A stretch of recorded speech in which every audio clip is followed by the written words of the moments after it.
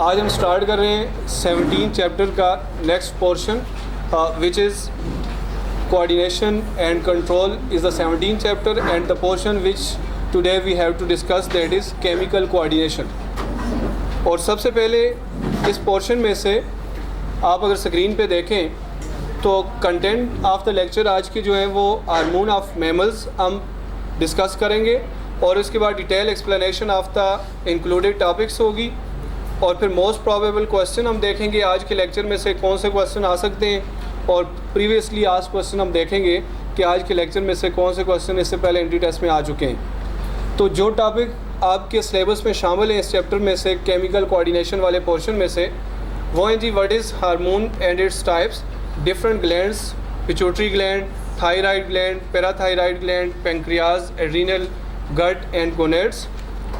अच्छा जी, अभी हम स्टार्ट करते हैं केमिकल कोऑर्डिनेशन।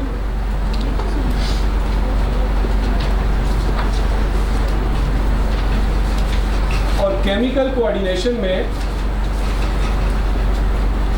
जो फर्स्ट सेंटेंस आपने याद रखना है which is most important sentence, the chemical coordination consist of endocrine gland. अब इसी से कोई क्वेश्चन आपसे पूछ ले कि ये जो केमिकल कोऑर्डिनेशन है ये एंडोक्राइन ग्लैंड पे कंसिस्ट करती है, एक्सोक्राइन ग्लैंड पे कंसिस्ट करती है, किस पे कंसिस्ट करती है जी? एंडोक्राइन ग्लैंड्स पे। अब सबसे पहले हम ये देखेंगे कि अगर केमिकल कोऑर्डिनेशन एंडोक्राइन ग्लैंड पे कंसिस्ट करती है then what is difference between endocrine and exocrine gland. तो हम एंडोक्राइन और एक्सोक्राइन को जब हम कंपेयर करते हैं, अब यहाँ पे ऐसा कोई एक्सोक्राइन ग्लैंड का टॉपिक आपकी बुक में शामिल नहीं है, लेकिन अभी मैं आपको बहुत सारे एक्सोक्राइन ग्लैंड भी बताऊंगा और उनके फंक्शन भी बताऊंगा और आप देखेंगे ये सब कुछ आपकी बुक में लिखा हुआ है। अब एंडोक्राइन फंक्शन को हम कहते हैं कि ये endocrine glands are ductless gland और इनको हम कहते हैं कि हैविंग डक्ट। इनकी क्या होती है जी? डक्ट्स होती है। अब एंडोक्राइन ग्लैंड किस तरह अपनी सेक्रीशन बनाते हैं, किस तरह उसको रिलीज़ करते हैं, किधर पोर करते हैं, इनका मैकेनिज्म आप देखें तो एंडोक्राइन ग्लैंड की एक डेफिनेशन उसने लिखी है कि with few exceptions endocrine glands are discrete group of cells. चंद एक एंडोक्राइन ग्लैंड्स को छोड़ के बाकी सारे एंडोक्राइन ग्लैंड्स क्या हैं? डिस्क्रीट ग्रुप ऑफ सेल्स हैं। ये आप देख रहे हैं डिस्क्रीट ग्रुप ऑफ सेल्स। और ये जो सेक्रीशन बनाते हैं उसे हम हार्मोन कहते हैं। हार्मोन किसकी सेक्रीशन होती है? एंडोक्राइन ग्लैंड की, एक्सोक्राइन की? एंडोक्राइन ग्लैंड की सेक्रीशन को सिर्फ हम क्या कहते हैं? हार्मोन कहते हैं। और ये हार्मोन सेल्स बनाने के बाद, ग्लैंडुलर सेल्स बनाने के बाद इनको रिलीज करते हैं इनटू इंटरस्टिशियल स्पेस और इंटरस्टिशियल स्पेस से फिर ये हार्मोन एंटर होते हैं इनटू कैपिलरीज। ऐसा नहीं होता कि सेल डायरेक्टली कैपिलरी के अंदर हार्मोन को पोर करेगा, ऐसा नहीं होता। कहने को और लिखने में क्या आता है कि endocrine gland directly pour their secretions into blood. लेकिन होता क्या है कि ये जो सेल्स हैं ये इंटरस्टिशियल स्पेस में डालेंगे सेक्रीशन और वहाँ से वो ब्लड में जाएगी। लिखने की और बात है और उसका कंसेप्ट ये वाला है, ठीक है। और जब हम एक्सोक्राइन ग्लैंड को देखते हैं तो एक्सोक्राइन ग्लैंड अगर आप ये देखें, ये एक एक्सोक्राइन ग्लैंड है, इसमें भी यहाँ पे क्लस्टर ऑफ ग्लैंडुलर सेल्स हैं और फिर यहाँ पे जब ये अपनी सेक्रीशन बना के जमा करते हैं तो फिर ये एक डक्ट के जरिए बाहर रिलीज होती है। अब एक्सोक्राइन ग्लैंड के साथ हमेशा क्या होती है जी? डक्ट होती है, जबकि एंडोक्राइन ग्लैंड में कोई डक्ट नहीं थी, डायरेक्टली इन्होंने ब्लड में पोर कर दी थी अपनी सेक्रीशन। और इनकी सेक्रीशन क्या है? हार्मोन। जबकि एक्सोक्राइन ग्लैंड की सेक्रीशन को हम हार्मोन नहीं कहते। फिर आपका क्वेश्चन ये हो सकता है कि एक्सोक्राइन ग्लैंड अपनी सेक्रीशन को कहाँ रिलीज करते हैं, कहाँ सेक्रीट आउट करते हैं, और इनकी सेक्रीशन को अगर हम हार्मोन नहीं कहते तो क्या कहते हैं? तो एक्सोक्राइन ग्लैंड की जो सेक्रीशन है ये इनटू द बॉडी कैविटीज़ और आउटसाइड द बॉडी दोनों तरह से रिलीज होती हैं। तो सबसे पहले ये देखते हैं कि एक्सोक्राइन ग्लैंड की सेक्रीशन को क्या कहते हैं। तो डिफरेंट एक्सोक्राइन ग्लैंड हमारी बॉडी में डिफरेंट मटेरियल सेक्रीट आउट करते हैं। अभी मैं बहुत सारे आपके सामने एग्जांपल्स बताता हूँ। सबसे पहले हम बात करें अगर गैस्ट्रिक ग्लैंड की, तो gastric gland are exocrine glands और उनकी सेक्रीशन क्या है? Gastric juice. और इंटेस्टाइनल ग्लैंड जो है उनकी सेक्रीशन क्या है? Intestinal juice. पैंक्रियाज एक एक्सोक्राइन ग्लैंड है, पैंक्रियाज के एक पार्ट का एक्सोक्राइन ग्लैंड और इसकी सेक्रीशन क्या है? Pancreatic juice. Liver is the exocrine gland and its secretion is bile. और इसी तरह salivary glands are exocrine gland and their secretion is saliva. और फिर इसी तरह tear glands are exocrine gland and their secretion is tears. और फिर इसी तरह sweat glands are exocrine gland and their secretion is sweat and sebaceous gland are exocrine gland and their secretion is sebum. Mammary glands are exocrine gland and their secretion is milk. अभी आपने देखा कितने ढेरों exocrine gland आपकी body में मौजूद हैं और उनकी सेक्रीशंस भी आपने देखी या नहीं। तो अभी आप ये कहेंगे जब एक्सोक्राइन ग्लैंड से कोई क्वेश्चन पूछा जाए तो आप कहेंगे ये हमारे सिलेबस का पार्ट नहीं है, ऐसी बात नहीं है। ठीक है, आप बुक को गौर से देखेंगे तो इसमें बहुत सारी चीज़ें हैं। अभी मैं आपको कुछ बॉडी के ऐसे स्ट्रक्चर बता रहा हूँ जो exocrine as well as endocrine, और इससे एक दफ़ा एंट्री टेस्ट में क्वेश्चन भी आ चुका है। तो अगर आप देखें तो ये मैं क्या बना रहा हूँ जी, एसोफेगस से स्टमक है और स्मॉल इंटेस्टाइन है। तो oesophagus, stomach, small intestine, large intestine, these are the part of gut. इनके लिए एक टर्म कौन सी यूज़ करेंगे, गट। और यहाँ पे पेंक्रियाज है और ये पेंक्रियाज से पेंक्रियाटिक डक्ट आ रही है, और यहाँ पे लीवर है और लीवर के साथ यहाँ से क्या आ रहा है जी, बाइल डक्ट आ रही है, आगे कॉमन बाइल डक्ट बन रही है। अच्छा जी, डिफरेंट हमने स्ट्रक्चर देख रहे हैं जो दोनों तरह का फंक्शन करते हैं, एक्सोक्राइन भी और एंडोक्राइन भी। तीन आप देख रहे हैं स्ट्रक्चर, गट, पेंक्रियाज और क्या देख रहे हैं जी, लिवर। अच्छा जी, पेंक्रियाज में आइलेट ऑफ लैंगरहैंस होते हैं। क्या होते हैं, आइलेट ऑफ लैंगरहैंस, और ये रिलीज करते हैं हार्मोन। कौन सा फंक्शन ये करते हैं जी, एंडोक्राइन फंक्शन करते हैं। कौन से हार्मोन रिलीज करते हैं, ये इंसुलिन एंड ग्लूकागॉन रिलीज करते हैं। और जबकि rest of the portion of pancreas क्या करता है, एक्सोक्राइन फंक्शन, क्योंकि ये अपने एंजाइम्स को किसके जरिए रिलीज करता है, डुओडेनम में, पेंक्रियाटिक डक्ट के जरिए डुओडेनम में भेजता है इनको अपने एंजाइम्स को। तो लिहाजा ये इसका पेंक्रियाज का एक पोर्शन एक्सोक्राइन है और दूसरा पोर्शन क्या है, एंडोक्राइन। इसी तरह अगर आप लीवर को देखें तो लीवर सिर्फ क्या रिलीज करता है, bile into duodenum with the help of bile duct. तो लिहाजा आप इसको क्या कहोगे, सिर्फ exocrine. Liver is a exocrine gland.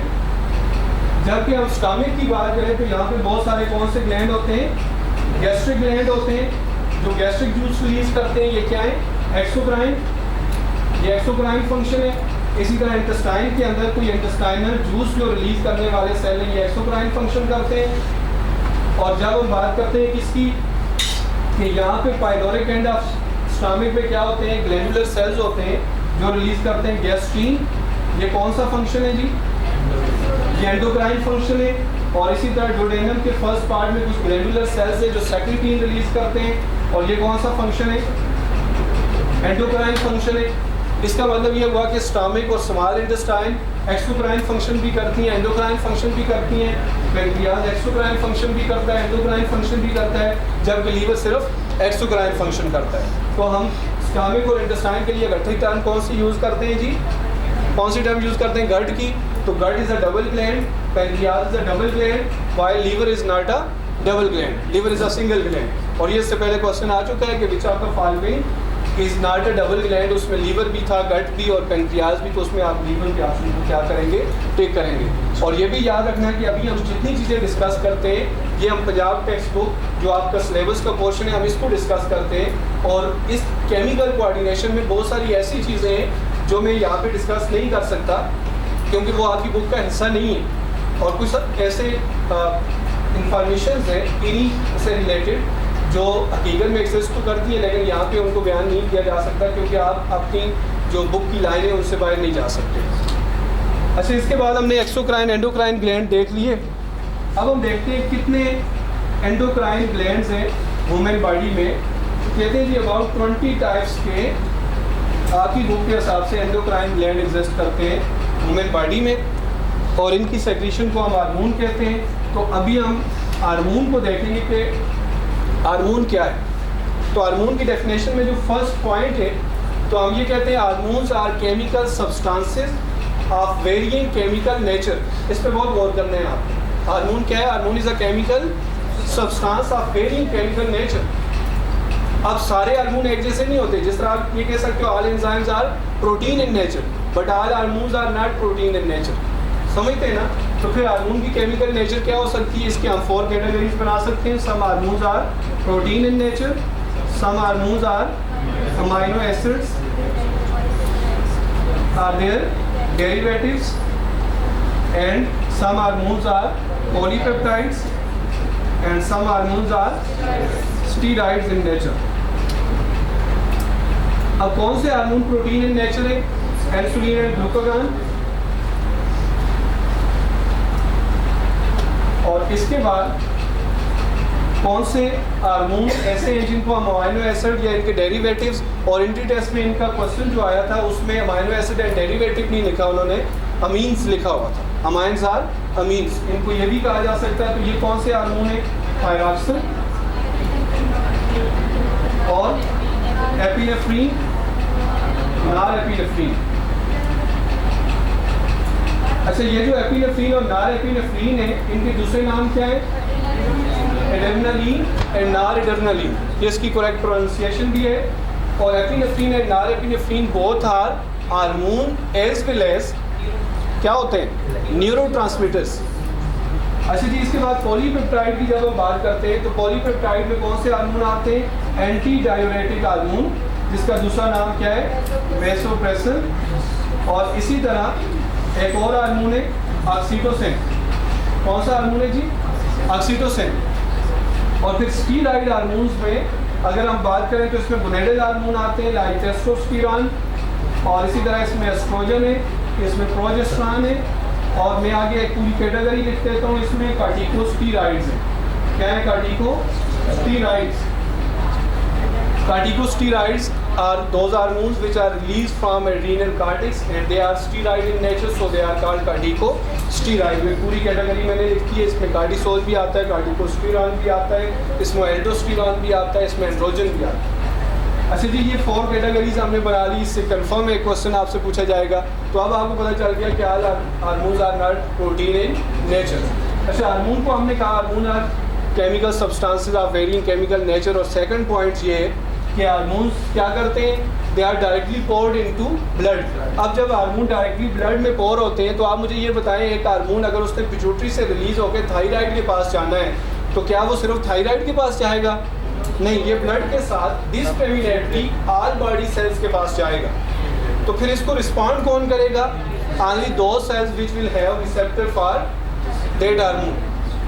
लेकिन यहाँ पे एक बड़ी इंटरेस्टिंग बात है कि जो हार्मोन होते हैं अदर देन स्टीरॉइड, उनके लिए तो सेल्स के ऊपर रिसेप्टर होंगे और वो उन्हीं सेल्स के साथ बाइंड करेगा जिन पे रिसेप्टर होंगे. लेकिन जो स्टीरॉइड हार्मोन है तो ये स्टीरॉइड इन नेचर है, और सेल में ब्रेन आपको पता है लिपिड्स की उसमें मोस्टली है. तो फिर क्या होता है कि ये हार्मोन लिपिड की बाई लेयर से गुजर जाते हैं, तो स्टीरॉइड हार्मोन हर सेल में जा सकते हैं. लिहाजा इनके रिसेप्टर सेल के मेम्ब्रेन पे नहीं बल्कि कहाँ पे होते हैं? साइटोप्लाज्म में होते हैं. साइटोप्लाज्मिक फ्री रिसेप्टर्स होते हैं, जबकि दूसरे हार्मोन के लिए सेल मेम्ब्रेन पे रिसेप्टर होते हैं. अब इसके बाद हम बात करते हैं कि हार्मोन्स बॉडी में क्या रोल प्ले करते हैं. तो हार्मोन्स के लिए 3 सेंटेंस आप लाजमी याद रखें कि अपनी आपकी बुक में लिखे हुए हैं, आप वहाँ से देख लीजिएगा कि हार्मोन्स किसी भी न्यू बायोकेमिकल रिएक्शन को कभी स्टार्ट नहीं करते, बल्कि एग्जिस्टिंग जो केमिकल रिएक्शन है उनको ये क्या कर सकते हैं? उनको ये रेगुलेट करते हैं. उनको ये क्या करते हैं? रेगुलेट करते हैं. इसके अलावा ये हमारी बॉडी में बहुत सारे फंक्शंस को क्या करते हैं जी? इनहिबिट भी कर सकते हैं, और बहुत सारे बॉडी फंक्शंस को स्टार्ट भी कर सकते हैं. और फिर इसके बाद अगर हम बात करें किसकी, कि हार्मोन्स कुछ लॉन्ग टर्म प्रोसेस को कंट्रोल करते हैं बॉडी में. जिस तरह आप देखें कौन सा लॉन्ग टर्म प्रोसेस है जी? रेट ऑफ ग्रोथ जो है, अब ये कई सालों तक ग्रोथ होती रहती है, उसको ये कंट्रोल करते हैं. इसी के साथ साथ रेट ऑफ मेटाबॉलिक एक्टिविटीज़ जो हैं उनको भी ये कंट्रोल करते हैं. और इसके अलावा ये सेक्शुअल मेचोरिटी को कंट्रोल करते हैं. किसको कंट्रोल करते हैं जी? सेक्शुअल मेचोरिटी को कंट्रोल करते हैं. तो ये लॉन्ग टर्म चेंजेस थी जिनको ये कंट्रोल करते हैं. अच्छा, आपने सेकंड चैप्टर में पढ़ा था, फर्स्ट ईयर के सेकंड चैप्टर में, कि enzymes control metabolism while hormone regulate metabolism. पढ़ा था? नहीं पढ़ा था? और बहुत some hormones are protein and all enzymes are protein in nature. तो इस लिहाज से आपने ये पढ़ा था कि प्रोटीन्स, इसका मतलब है मेटाबॉलिज्म को कंट्रोल भी करती हैं और प्रोटीन मेटाबॉलिज्म को रेगुलेट भी करती हैं. ये सेंटेंस याद है आपको? अच्छा, इसके बाद हम बात करेंगे जी कि कौन कौन से एंडोक्राइन ग्लैंड हमारी बॉडी में पाए जाते हैं.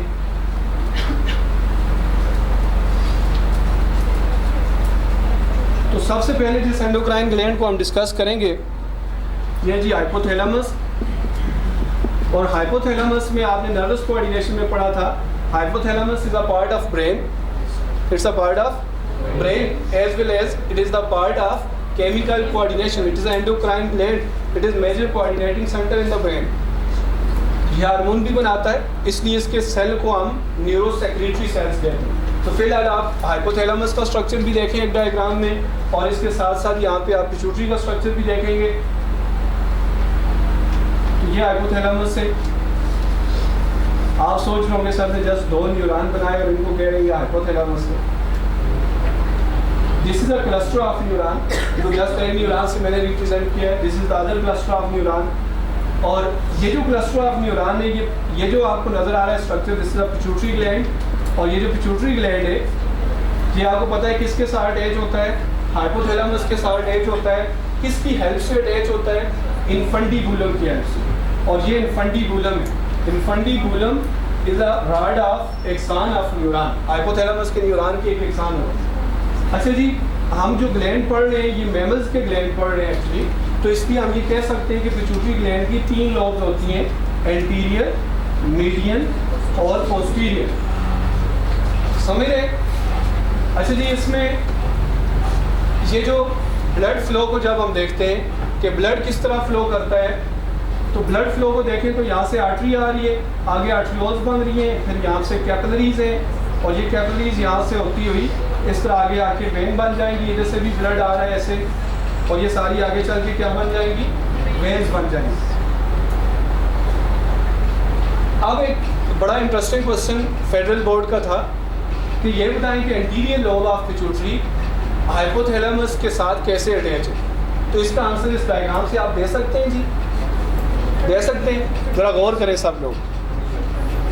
उसमें ऑप्शन ये था, क्या एक्सान से अटैच है, ब्लड कैपिलरीज से अटैच है, कैसे अटैच है, ब्लड कैपिलरीज से अटैच है। जबकि पोस्टीरियर लोब ऑफ पिट्यूटरी कैसे अटैच है, पोस्टीरियर लोब ऑफ पिट्यूटरी एक्सान से अटैच है। ये कुछ ऐसे क्वेश्चन होते हैं जो आप डायग्राम को देख के उनका आंसर बता सकते हैं। और उन लोगों का क्या होगा कि जो बुक तो पढ़ते हैं और डायग्राम कभी ना बनाते हैं ना कभी उस पर गौर करते हैं कि इसमें क्या लिखा हुआ। अभी आज आप हाइपोथैलेमस की बहुत सारी ऐसी चीज़ें पढ़ेंगे जो इससे पहले आपने शायद ना सुनी।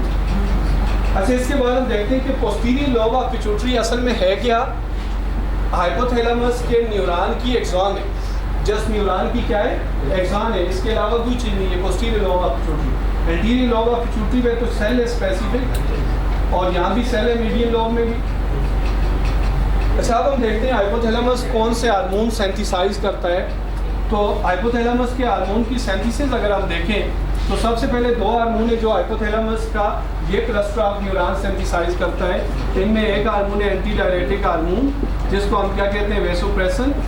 और दूसरा कौन सा है जी, दूसरा हार्मोन है ऑक्सीटोसिन। कौन सा है, ऑक्सीटोसिन। ये दोनों हार्मोन सेंथिसाइज कहाँ पे होते हैं, इन द हाइपोथैलेमस। अब गौर करेंगे, सेंथिसाइज हाइपोथैलेमस में होते हैं। तो हाइपोथैलेमस में सेंथिसाइज होने के बाद ये मूव करते हैं एक्सान से, और फिर जाके इस एक्सान के एंड पे स्टोर हो जाते हैं। एक्सानल इनकी ट्रांसपोर्ट होती है, ब्लड से नहीं हुई, और एक्सान के एंड पे जाके स्टोर हो गए। अब एक्सान की एंड है पोस्टीरियर लोब ऑफ पिट्यूटरी, एक्सान की एंड क्या है, पोस्टीरियर लोब ऑफ पिट्यूटरी। तो लिहाजा हम ये कह सकते हैं they are synthesized in the hypothalamus, they are transported by the axon, so that is the axonal transport, and then they are stored in the posterior lobe of pituitary. In fact they are stored in the end of axon. और इसके बाद हम बात करते हैं जी कि ये दोनों हार्मोन कब सेक्रीट आउट होते हैं, इनका फंक्शन क्या है। अब मैं आपको पिट्यूटरी ग्लैंड की पोस्टीरियर लोब पढ़ा रहा हूँ इधर ही, इसी बेस में आपने मिक्स नहीं करना। हाइपोथैलेमस का ये इस क्लस्टर का फंक्शन आपने पढ़ लिया, अब मैं पिट्यूटरी की पोस्टीरियर लोब को डिस्कस करने जा रहा हूँ। तो पोस्टीरियर लोब ऑफ पिट्यूटरी को जब हम डिस्कस करते हैं तो इसमें कौन से 2 हार्मोन स्टोर है, एंटी डायरेटिक हार्मोन है ऑक्सीटोसिन। तो एंटी डायरेटिक हार्मोन हम देखते हैं कब रिलीज होता है। तो आपको पता है कि जब लो ब्लड प्रेशर हो जाए और लो ब्लड वॉल्यूम हो जाए, वॉल्यूम कम हो जाए, और ऑस्मोटिक कंडीशन ब्लड की चेंज हो जाए। क्या हो जाए, ऑस्मोटिक प्रेशर ब्लड का क्या हो जाए, चेंज हो जाए, जिसको आप डिक्रीज होना नहीं कहना। तो इन तीनों कंडीशंस को कौन डिटेक्ट करेगा, हाइपोथैलेमस में मौजूद ऑस्मो रिसेप्टर्स, कौन से receptors? Osmo receptors in the hypothalamus इन तीनों कंडीशन को डिटेक्ट करेंगे। इसके अलावा एक्सटर्नल स्टिमुलाई भी होते हैं, जिस तरह आपने रोज़े की नियत कर ली और आपको पता है शाम तक अब आप पानी नहीं पी सकते, तो ये एक फीलिंग है, इससे भी एंटी डायरेटिक हार्मोन रिलीज होना शुरू हो जाएगा। और या फिर आपको बहुत गर्मी लग रही है, पानी नज़र नहीं आ रहा, तो इससे भी एंटी डायरेटिक हार्मोन रिलीज होगा। तो इन तीनों कंडीशंस की वजह से हाइपोथैलेमस क्या करेगा कि जब इसको पता चलेगा तो यहाँ से नर्व इम्पल्स आएगी, इसको हम न्यूरल स्टिमुलाई कहेंगे। इसको क्या कहेंगे? Neural stimuli. तो जब ये नर्व इम्पल्स यहाँ से आएगी इधर तक, तो यहाँ से रिलीज होगा एंटी डायरेटिक हार्मोन और ये ब्लड के जरिए जाएगा कहाँ तक? कहाँ तक जाएगा जी? ये किडनी के अंदर जाएगा। और किडनी के किस पोर्शन पर ये इफेक्ट करेगा? ये किडनी के डिस्टल पोर्शन पे इफेक्ट करेगा। किडनी की नेफ्रॉन के डिस्टल पोर्शन पे इफेक्ट करेगा। नेफ्रॉन का डिस्टल पोर्शन समझते हैं, distal convoluted tubule and collecting duct. जब इन पे ये इफेक्ट करेगा तो फिर क्या होगा? इससे क्या होगा जी? इससे रीअब्जॉर्प्शन ऑफ वाटर होगी। क्या होगी? Reabsorption of water. इस तरह एंटी डायरेटिक हार्मोन हमारी बॉडी में क्या करता है?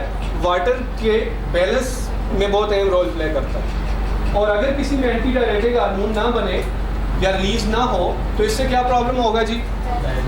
इससे डायबिटीज इंसिपिडस हो जाएगी। ये जो डायबिटीज इंसिपिडस है ये क्या है जी? एक्सेस फ्लो ऑफ यूरिन हो जाएगा, पॉलीयूरिया हो जाएगा, बहुत ज़्यादा यूरिन रिलीज होना शुरू हो जाएगा। बॉडी में पानी है या नहीं है? पहले ही बॉडी में पानी कम है, उसके बावजूद यूरिन का फ्लो इसी तरह रहेगा। तो ऐसे लोगों में क्या होगा जी? हर वक्त एक्सेस फ्लो ऑफ यूरिन होगा और थर्स्ट रहेगी इनको। This is known as diabetes insipidus. और बाज़ लोग इसमें कंफ्यूज हो जाते हैं, what is difference between diabetes insipidus and diabetes mellitus.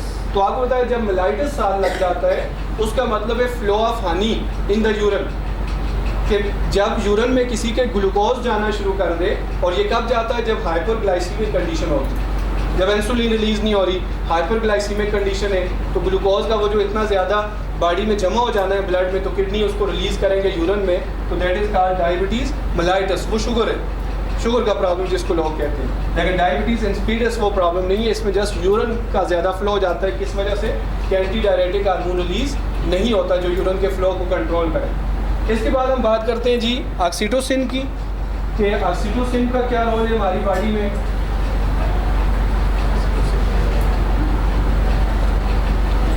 तो जब हम ऑक्सीटोसिन की बात करते हैं तो सबसे पहले हम इसका रोल देखते हैं बर्थ में।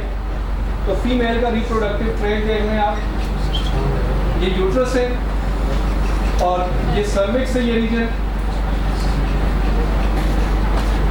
अब किस तरह ऑक्सीटोसिन रिलीज होता है? जब गेस्टेशन पीरियड फीमेल में कंप्लीट होगा at the time of birth, क्या होता है कि यहाँ से ब्लड में लो लेवल ऑफ प्रोजेस्टेरॉन हो जाता है, लो लेवल ऑफ प्रोजेस्टेरॉन। और लो लेवल ऑफ प्रोजेस्टेरॉन का स्टिमुलस जब ब्रेन में रिसीव होता है तो हाइपोथैलेमस यहाँ से नर्व इम्पल्स भेजता है, तो यहाँ से क्या रिलीज होता है? OT, oxytocin. और ये ऑक्सीटोसिन इफेक्ट करता है किस पे? At the smooth muscle of uterus, जिससे क्या होता है? यूट्रस के मसल कंट्रैक्ट होना शुरू होते हैं। तो जो यूट्रस के मसल कंट्रैक्ट होना शुरू होते हैं तो लेबर पेन स्टार्ट हो जाता है। तो इसका मतलब है कि लेबर पेन को जो इनिशिएट करने वाला है वो कौन सा हार्मोन है? ऑक्सीटोसिन। और जो स्मूथ मसल पे इफेक्ट करने वाला हार्मोन है कौन सा है? ऑक्सीटोसिन। और जी यहाँ से जब कंट्रैक्शन होगी, बेबी यहाँ से डाउनवर्ड मूव करेगा, तो इसके डाउनवर्ड मूव करने को बर्थ कैनाल में क्या कहेंगे? पार्चुरेशन कहेंगे। क्या टर्म यूज करेंगे इसके लिए? पार्चुरेशन हो रही है, बर्थ हो रही है। और ये जो पार्चुरेशन है इससे क्या होगा? मजीद स्टिमुलस मिलेगा और यहाँ से सेंसरी न्यूरॉन है जो स्टिमुलस देंगे, ओटी का लेवल और इंक्रीज कर जाएगा। और इसी तरह यहाँ पे ये जो सर्विक्स है ये डिस्टेंट हो जाएगी, इसको हम डिस्टेंशन ऑफ सर्विक्स कहेंगे। At the time of birth cervix क्या हो जाती है? डिस्टेंट हो जाती है, स्वेल हो जाती है। तो इसके स्वेल होने से भी क्या होता है? मैसेज जाता है यहाँ से ऊपर ब्रेन में, और वहाँ से फिर क्या होता है? क्या रिलीज होता है? यहाँ से ऑक्सीटोसिन रिलीज होता है। और ऑक्सीटोसिन के रिलीज होने से क्या होगा? फर्दर मसल कंट्रैक्ट होंगे और मजीद क्या होता जाएगा जी? कि बर्थ का प्रोसेस कंप्लीट हो जाएगा। अब हम देखते हैं ऑक्सीटोसिन का क्या रोल है अब हम इसका मेमोरी ग्लैंड पे इफेक्ट देखेंगे, किसका? ऑक्सीटोसिन का। तो ऑक्सीटोसिन का मेमोरी ग्लैंड पे ये इफेक्ट है कि बच्चों के सक करने से, जब बच्चे मेमोरी ग्लैंड को सक करते हैं तो इससे क्या होता है कि ऑक्सीटोसिन रिलीज होता है और वो मेमोरी ग्लैंड से मिल्क की इजेक्शन करता है। ये याद रखना कि मेमोरी ग्लैंड से एक होता है मिल्क की फॉर्मेशन, वो कौन सा हार्मोन करता है? प्रोलैक्टिन। और मिल्क की इजेक्शन कौन कराता है? कौन कराता है जी? Oxytocin. Milk formation mammary gland में प्रोलैक्टिन, और मिल्क को वहाँ से बाहर इजेक्ट कौन कराता है? ऑक्सीटोसिन कराता है। ये इसका आपने रोल पढ़ लिया कि मिल्क की इजेक्शन में किसका रोल है और मिल्क की फॉर्मेशन में किसका रोल है। अच्छा, हाइपोथैलेमस के दूसरे हार्मोन हम देखते हैं कि मज़ीद हाइपोथैलेमस के कौन कौन से हार्मोन हैं। तो हाइपोथैलेमस के other than vasopressin, anti diuretic hormone and oxytocin जो हार्मोन है उनको हम कहते हैं रिलीजिंग फैक्टर्स। क्या कहते हैं उनको? हम रिलीजिंग फैक्टर्स कहते हैं, और इसके साथ साथ उनको हम इनहिबिटरी फैक्टर कहते हैं। हाइपोथैलेमस के रिलीजिंग फैक्टर और इनहिबिटरी फैक्टर्स असल में क्या चीज़ है? ये क्या चीज़ है जी? जी हार्मोन्स है। ये क्या है? हार्मोन्स है, क्योंकि ये इस क्लस्टर ऑफ न्यूरॉन से रिलीज होते हैं और ब्लड कैपिलरीज से जाते हैं इंटीरियर और मीडियल लोब ऑफ पिट्यूटरी में। तो ये कौन कौन से रिलीजिंग फैक्टर हैं, इनको हम देखते हैं। सबसे पहले सोमेटोट्रोफिन रिलीजिंग फैक्टर। कौन सा होता है जी? Somatotrophin releasing factor. और इसके साथ साथ यहाँ पे एक और रिलीजिंग फैक्टर है जिसको हम कहते हैं थायरोट्रोफिन रिलीजिंग फैक्टर। फिर एक और रिलीजिंग फैक्टर है जिसको हम कहते हैं कार्टिकोट्रोफिन रिलीजिंग फैक्टर। फिर इसी तरह यहाँ पे गोनेडोट्रोफिक हार्मोन रिलीजिंग फैक्टर, और फिर इसी तरह प्रोलैक्टिन इनहिबिटरी फैक्टर। कौन सा फैक्टर जी? Prolactin inhibitory factor. और फिर इसी तरह melanophore stimulating hormone inhibitory factor. तो अभी आपने क्या देखा कि हाइपोथैलेमस कौन कौन से रिलीजिंग और इनहिबिटरी फैक्टर रिलीज करता है। कौन से रिलीजिंग फैक्टर है इसके? Somatotrophin releasing factor, thyrotrophin releasing factor, corticotrophin releasing factor, gonadotrophic hormone releasing factor, prolactin inhibitory factor, melanophore stimulating hormone inhibitory factors. ये क्या है जी? ये हाइपोथैलेमस के इनहिबिटरी और रिलीजिंग फैक्टर या इसके हार्मोन है। अब ये सारे फैक्टर जो रिलीज हो रहे हैं इनमें से ज़्यादातर किस पे इफेक्ट करें? एंटीरियर लोब पे। और इनमें ये वाला मेलानोफोर स्टिमुलेटिंग हार्मोन इनहिबिटरी फैक्टर किस पे इफेक्ट कर रहा है? मीडियल लोब पे। अब ये एंटीरियर और मीडियल लोब पे इफेक्ट करके वहाँ से क्या करते हैं? वहाँ से कंट्रोल करते हैं सेक्रीशंस को। किसकी सेक्रीशन को? ट्रॉपिक हार्मोन की सेक्रीशन को। ट्रॉपिक हार्मोन की सेक्रीशन को। अच्छा, अब आप मुझे ये बताएंगे कि हम कहते हैं हाइपोथैलेमस के रिलीजिंग और इनहिबिटरी फैक्टर पिट्यूटरी ग्लैंड के ट्रॉपिक हार्मोन की सेक्रीशन को कंट्रोल करते हैं। तो what is difference between tropic hormone and primary hormone? क्या डिफरेंस है जी? क्या डिफरेंस है? Tropic hormone are those hormone which are released from one gland and they affect another gland and control the secretion of those hormones from those glands. ऐसे hormone जो एक gland से निकल के दूसरे ग्लैंड पे इफेक्ट करें और उन ग्लैंड की सेक्रीशन को कंट्रोल करें। जिस तरह थायराइड स्टिमुलेटिंग हार्मोन है पिट्यूटरी का, ये थायराइड ग्लैंड पे इफेक्ट करके वहाँ से थायरॉक्सिन की सेक्रीशन को कंट्रोल करता है। तो लिहाजा ये कौन सा हार्मोन हुआ? Tropic hormone. तो पिट्यूटरी के ट्रॉपिक हार्मोन की सेक्रीशन का कंट्रोल किसके पास है? बड़ी इंटरेस्टिंग चीज़ है, हाइपोथैलेमस के पास। हाइपोथैलेमस पिट्यूटरी के ट्रॉपिक हार्मोन को कंट्रोल करता है और पिट्यूटरी के ट्रॉपिक हार्मोन बहुत सारे दूसरे ग्लैंड की सेक्रीशन को कंट्रोल करते हैं। अलबत्ता हम किसको मास्टर ग्लैंड कहते हैं? एंटीरियर लोब ऑफ पिट्यूटरी को क्या कहते हैं? हम मास्टर ग्लैंड कहते हैं। अच्छा, इसके अलावा ये हाइपोथैलेमस और कौन से हार्मोन की सेक्रीशन को कंट्रोल करता है? प्रोलैक्टिन जो एंटीरियर लोब ऑफ पिट्यूटरी से रिलीज होता है, इसकी सेक्रीशन को कंट्रोल करता है। और ग्रोथ हार्मोन की सेक्रीशन को क्या करता है जी? कंट्रोल करता है। ये समझ गए जी आप?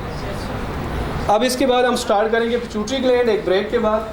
तो अभी थोड़ा सा आप लोग रेस्ट कर लें।